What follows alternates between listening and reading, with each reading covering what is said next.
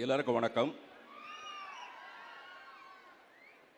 இங்கே இந்த பட்டாசெல்லாம் வேஸ்ட்டு. உங்களுடைய கைத்தட்டலுக்கு முன்னாடி இங்கே கொளுத்துற பட்டாசெல்லாம் வேஸ்ட்டு.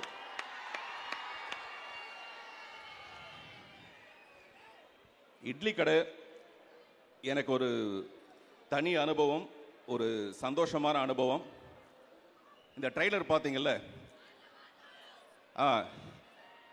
அதில் ஹீரோயின் வந்து தனுஷை ஒரு முத்த கொடுக்குறாங்கல்ல, பார்த்து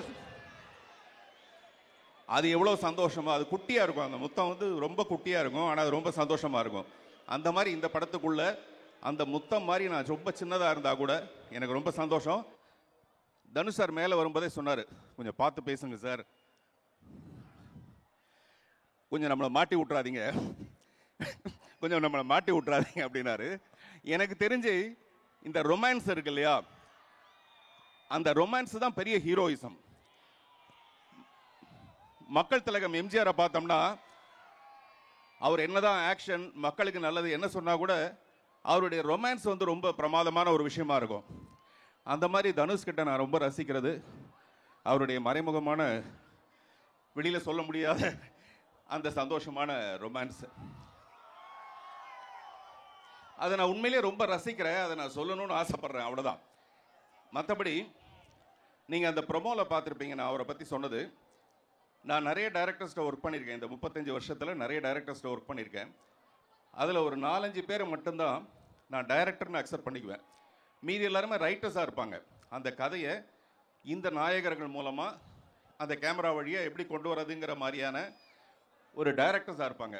ஆனால் சில டைரக்டர்ஸ் மட்டும்தான் இந்த நடிகர்கள்ட்ட இருந்து இப்படிப்பட்ட ஒரு நடிப்பை கொண்டு வரணும். அந்த மாதிரி என்னுடைய 1000ல் ஒருவன் மிஸ்டர் செல்வராகவனுடைய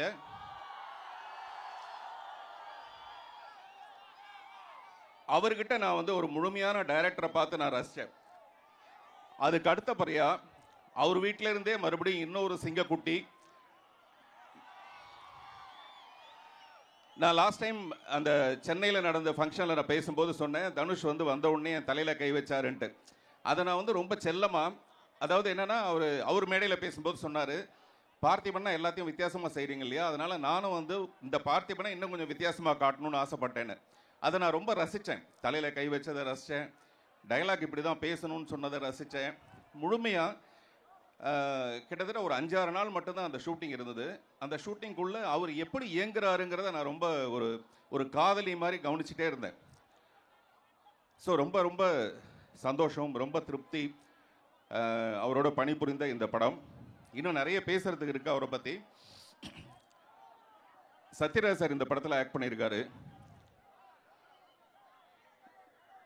நடிகர்கள் வந்து வாழ்க்கையில் கொஞ்ச நாளைக்கு மட்டும்தான் உச்சத்தில் இருக்காங்க, அதுக்கப்புறம் ஒரு ஸ்டேஜுக்கு அப்புறமேல அவங்களுடைய நிலை மாறிடுது. இன்றைக்கி ஃப்ளைட்டில் நான் அவரோட வரும்போது சொன்னேன், ஒரு மிகப்பெரிய ஸ்டார் ரஜினி சாரை விட அவர் தான் பெரிய ஒரு ஸ்டைல், அந்த மாதிரி இருந்த ஒரு மனிதர். நான் நடித்த ஒரு படத்தில் ஒரு கேரக்டர் ஆர்டிஸ்டாக வரும்போது எனக்கு கேரவன் கொடுத்துருந்தாங்க, அவரை கேரவன் இல்லாமல் ஒரு சேர் போட்டு உட்கார வச்சுருந்தாங்க. நான் அவரை பார்த்துட்டு பதறி போய், சார் நீங்கள் வாங்க சார், என்னுடைய கேரவனை வந்து உட்காருங்கன்னு சொல்லிட்டு அவரை உட்கார வச்சேன். இந்த விஷயத்தை சத்யராஜ் சார்கிட்ட சொல்லும்போது சத்யராஜ் சார் சொன்னார், அப்படி ஒரு நிலைமை வந்ததுன்னா சினிமாவே வேணாம் போங்கடான்னு போயிடுவேன் நான் அப்படின்னாரு. ஆனால் நான் சத்யராஜ் சார்கிட்ட உங்கள் எல்லோரும் முன்னாடி சொல்லிக்கிறேன், அவருடைய வாழ்நாள், அவருடைய கடைசி நாள் வரைக்கும் அவர் பெரிய ஸ்டாராக மட்டுமே இருப்பாரே தவிர அவருக்கு அடுத்த நிலைன்னு ஒரு நிலை வரத்துக்கான வாய்ப்பே கிடையாது. கோயம்புத்தூர்காரவங்களாம் சேர்ந்து இருந்துட்டா கை தட்டலாம்ல, அவரும் கோயம்புத்தூர் தானே.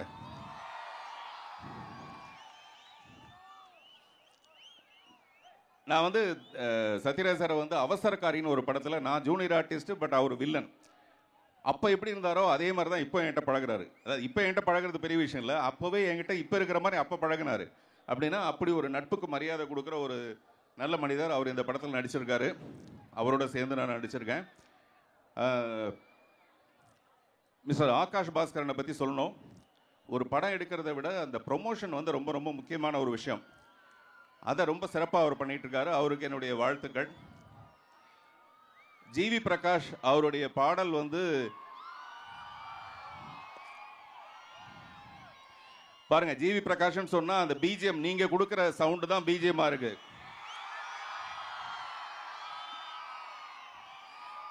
அவருடைய பிஜிஎம் பிரமாதமா இருக்கும்னு சொல்லணும்னு பார்த்தா அவருக்கு பெயருக்கு பின்னாடி நீங்க கொடுக்கிற பிஜிஎம் ரொம்ப நல்லா இருக்கு. ஒரு படத்துக்கு 2 ப்ளஸ் பாயிண்ட் 3 ப்ளஸ் பாயிண்ட் இருக்கலாம்னா அதில் முக்கியமான ப்ளஸ் பாயிண்ட் வந்து ஜிவி பிரகாஷா இருக்காரு. அவருக்கு என்னுடைய வாழ்த்துக்கள். ஸ்ரேயா சொல்லவே வேண்டாம். அவர் வந்து இன்னைக்கு ஏன் இவ்வளோ திருக்குறள் மாதிரி பேசினாருன்னு எனக்கு தெரியல. மேபி ஃப்ளைட்டுக்கு நேரம் ஆயிடுச்சுங்கிற ஒரு விஷயமா இருக்கலாம்.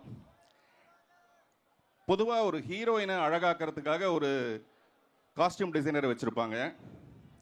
ஆனால் ஒரு ஹீரோயின் மாதிரி அழகாக இருக்கிற ஒரு காஸ்டியூம் டிசைனரை வச்சிருக்கிறது இந்தியாவிலே இந்த கம்பெனியில் மட்டும்தான். காவியா, கிரண் கௌஷிக், பிரசன்னா, இப்படி ஒவ்வொருத்தர் பேராக சொல்லிகிட்டே போகலாம். ஜாக்கி, குறிப்பாக அசிஸ்டன்ட் டைரக்டர்ஸ் எல்லாருமே இந்த படத்தில் மிக சிறப்பாக ஒர்க் பண்ணியிருக்காங்க. நான் ஏதாவது பெயர்களை விட்டு போயிருக்கலாம், கொஞ்ச நேரம் ஞாபகப்படுத்தி நான் சொல்கிறேன். எனக்கு ஏதோ கேள்விகள் வச்சுருக்கீங்களா? கேள்விகள் ஏதோ வச்சிருக்கீங்களா? கேள்விகள் ஏதோ வச்சிருக்கீங்களா? அதை கேட்டீங்கன்னா அதுல இருந்து கொஞ்சம் தயாராகி வந்தோம்னா அப்படியே மடமடமடன்னு நீங்களே வந்து பேசிட்டீங்க. நாங்க கேட்கணும்னு கூட நீங்களே வந்து கேட்டீங்க. கேள்விலாம் கூட நீங்களே ஆன்சர் பேப்பர் அவுட் பண்ணிட்டீங்க. அப்புறம் क्वेश्चन பேப்பர் வீணா போயிடுச்சு. ஆனா ஒரு விஷயம் இருக்கு. நீங்க எந்த ஒரு விஷயம் பேசினாலுமே அவ்வளவு அழகா ஹைக்கூ கவிதையா வந்து ரிப்ளை பண்ணுவீங்க. அது எல்லாருமே ரசிப்பாங்க. நானும் ரொம்ப ரொம்ப ரசிப்பேன். ஸோ இந்த ஒரு மேடையில கோவை மக்களுக்காக நாங்க ஒரு சில விஷயங்கள் சொல்றோம். அது உங்களோட ஸ்டைல்ல உங்களோட ஹைக்கூ கவிதையா நீங்க வந்து ஹைக்கூ கவிதைனாலே அது பார்த்திபன் சார் தான் அப்படின்னா எங்க எல்லாருக்குமே தெரியும் சார். அதனால வந்து ஒரு டாபிக் சொல்றேன் சார். அதுல ஒரு சின்னதா முதல்ல வந்து ஃப்ரெண்ட்ஷிப், ரெண்டாவது ஃப்ரெண்ட்ஷிப், அடுத்தது கேளுங்க சார். ஃபர்ஸ்ட் அப்ப நான் கேக்குறேன் சார். காதல் சார். தெரியுதா? இப்போ நான் எதுக்காக ஃப்ரெண்ட்ஷிப் அவாய்ட் பண்ணேன்னு தெரியுதா? காதலுக்கு அப்புறம் தான் சார் ஃப்ரெண்ட்ஷிப். காதலுக்கு அப்புறம் தான் ஃப்ரெண்ட்ஷிப். ஏன்னா பிரேக்கப் பண்ணனும் இங்க தான் வரணும்.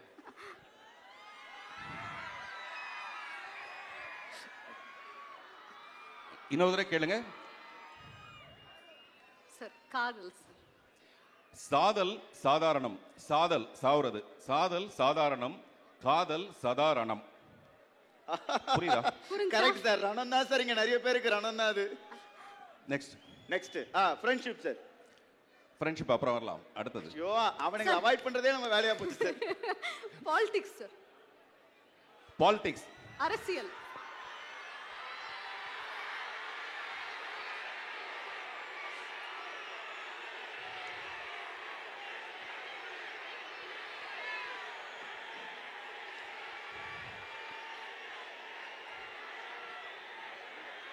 தெரியும் சார்.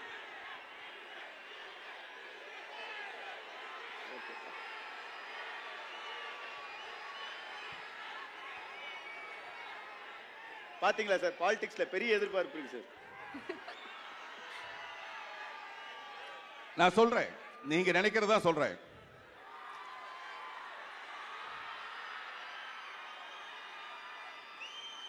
விஜயம் யார் வேணாலும் செய்யலாம்.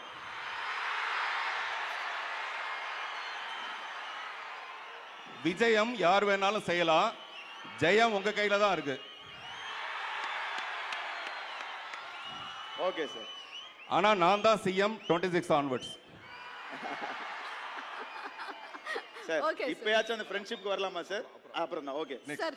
அப்ப மொத்தமும் நானே கேக்குறேன் சார். இட்லி கடை சார். இட்லி கடை. ஆமா. இட்லி கடை. இட்லிக்கு தினுசு தினுசா செய்வாங்க சட்னி. இட்லிக்கு தினுசு தினுசா செய்வாங்க சட்னி. இட்லி கடைக்கு தனுசு தனுசு தனுசு மட்டுமே இனி. ஓகே. இப்போ sir Kovai sir. Kovai sir. Kovai. கோவைக்கு ஒரு ஐக்யூ சொல்லுங்க சார். ஆடவருக்கு பிடித்தது பாவை, ஆடவருக்கு பிடித்தது பாவை, அனைவருக்கும் பிடித்தது கோவை. அருமை அருமை. இப்போ நம்மளோட தனுஷ் சார்.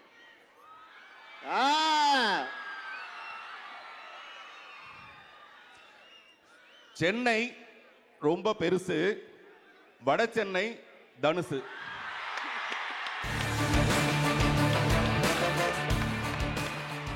சார் ஃப்ரெண்ட்ஷிப் இல்ல சார், என் ஃப்ரெண்ட் மாதிரியே கடைசி வரைக்கும் அதை அவாய்ட் பண்றீங்கன்னு நினைச்சேன் சார்.